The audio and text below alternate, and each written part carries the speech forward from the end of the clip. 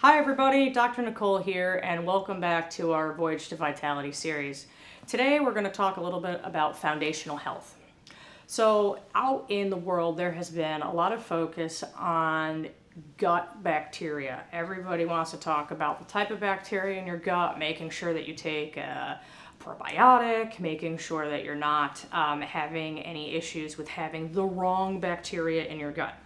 Most people do not realize that the second most populated place of bacteria is actually your mouth. So your colon or your large intestine is number one, and then number two is your mouth. So there is a direct connection between the bacteria in your mouth and the bacteria in your gut. So why does this matter? How does this have anything to do with your foundational health? Well, the bacteria that are there actually are living in between your gums and on your teeth. And what we have found is that there are 5 bacteria that actually have the most direct effect on your periodontal, aka gum health, okay?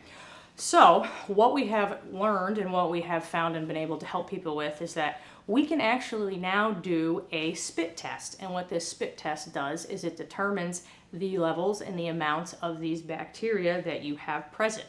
And what we can then do is create a personalized plan that will specifically attack these bacteria to get rid of them out of your mouth. Now you're going to say to me, well, I don't have any gum disease.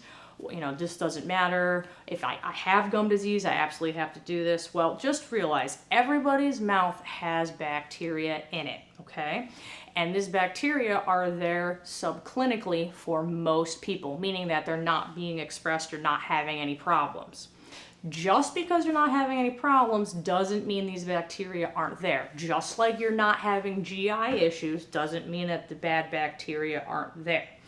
So what we have found is that making sure that we know the types of bacteria that are present in everyone's mouth actually will have significant long-term health effects that will make you healthier. Because remember, as we had talked about in the beginning, your mouth is the second most populated place for bacteria.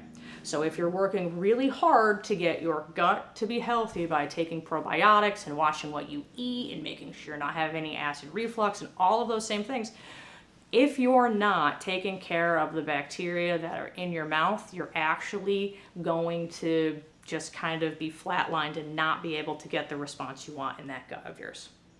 If you have any questions, you would like to talk about this further, I'd love to. There's so much to talk about in this. Please feel free to let us know, but until then, keep on brushing.